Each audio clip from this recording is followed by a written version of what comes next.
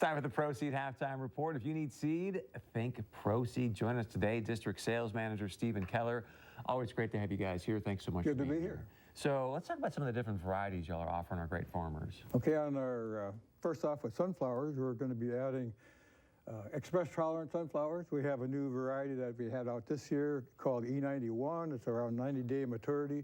Also, next year we'll have an additional express tolerant sunflower that is going to be earlier.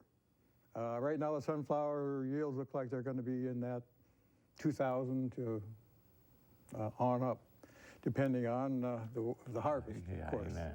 And they're wet, so looking forward to having that express tolerant lineup for next year. And then how about corn and beans? What do you have Corn, well, let's go with soybeans first. Soybeans, we're going to have 2-3 new varieties, be 80 series, 90 series, 0.2, 0.5, some in the 00 group.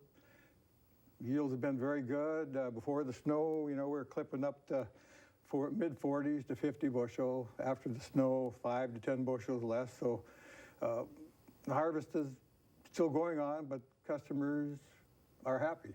Good. As bad as things are. It's been tough. Anything you want to talk about corn before we get to the Fill My Hopper? Corn again looks really good up in my area. You're going to have a lot of good corn, but it's wet. So when you're going to combine, the guy told me, he says, call me when moisture's 19. Okay. So right now, early indications is, you know, some of the stuff's running over 160 dry.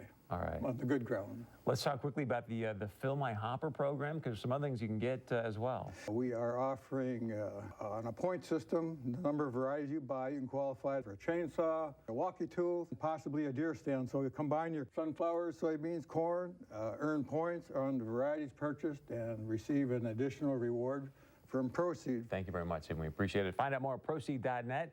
And again, if you need seed, think Proceed. Stick around, much more coming up right here on the Proceed Halftime Report.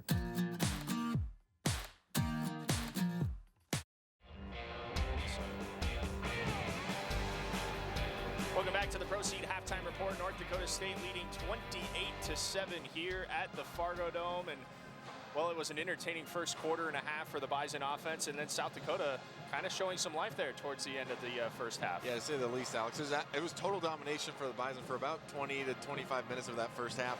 We saw the USD offense get going a little bit, which we kind of thought we would. It's a good offense. They go really fast. Austin Simmons is a very good quarterback, but for the most part, NDSU's defense has been really good today. Yeah, they have been really good. Let's take a look at the first half highlights as we get it into here. The Bison starting it off big on offense. We see Christian Watson here, 41 yards on the reception, just loses his guy. I've been really impressed with Christian, obviously all season, but really just after the catch, and we're going to see later him even running the ball. He's been very impressive. That sets up the next play here. Ty Brooks on senior day, getting the 2-yard touchdown run. Good for the Fargo native to get into the end zone on senior day, and the Bison, once again, they get off to a fast start. Seems like every week. It was an 8-play, 84-yard drive, 7-0 NDSU at that point. The Bison special teams getting it done as well. Another height with the fair catch. That was kick-catch interference at that point, setting the Bison up nicely. So we see the offense go back to work here, and more Ty Brooks with a punishing run there. Yeah, Ty Brooks was running like a man possessed. I was very impressed with him in this first half. That was a 23-yarder capped off here by Cofield's 7-yard touchdown run. South Dakota had 3 or 4 guys had a chance. They just couldn't bring him down, and that was kind of the story of the first half. Bison doing whatever they want on offense. Adam Cofield there. That was a 6-play, 58-yard drive. Again, we see Watson being used in the sweep game, and a little hurdle there at the end of the run. Yeah, we saw him do a backflip right in front of us in pregame, and he kind of shows up the hops once again. He's an incredible athlete. That was a 24-yard run here, and then the Bison will go to the quick screen game. We see Kobe Johnson getting involved a little bit. Kobe doing a little bit of everything again. This offense just, the first half, doing whatever they wanted.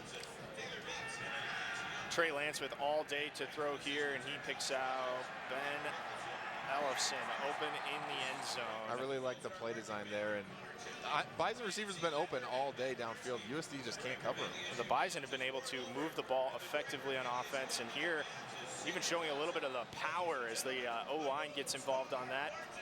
They would cap off another scoring drive here. Trey Lance to, it's number 1 again. Christian Watson, 43-yard touchdown reception. Downfield, it just seems like USD just can't keep up with Watson. We talked about South Dakota having some life there late in the end of the first half, and here's Kai Henry with a big 38-yard run that sets up their only score of the half.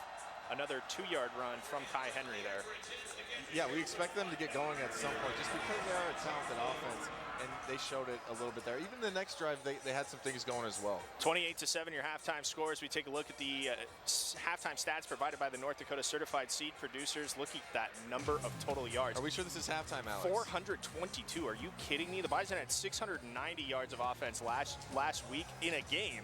422 is a really good number for a game. Video game numbers, once again, it's been really impressive to watch. Like I've been saying, this NDSU offense has been able to do whatever they want to do, especially through the air. This is the second week in a row we're seeing Trey Lance have a lot of success through the air, throwing the ball a little bit more than we're used to. Yeah, Trey Lance certainly having a good first half. Bison lead 28-7. Those were your first half stats brought to you by North Dakota Certified Seed Producers. More of the Pro Seed Halftime Report right after this.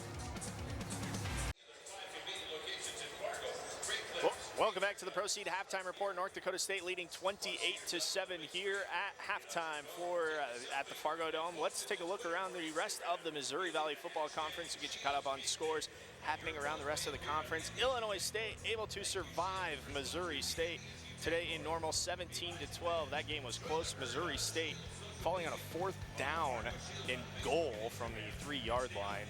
Illinois State able to survive. Youngstown State falling to Indiana State in Terre Haute, 24-17, the final score there. Games still going on in the Missouri Valley.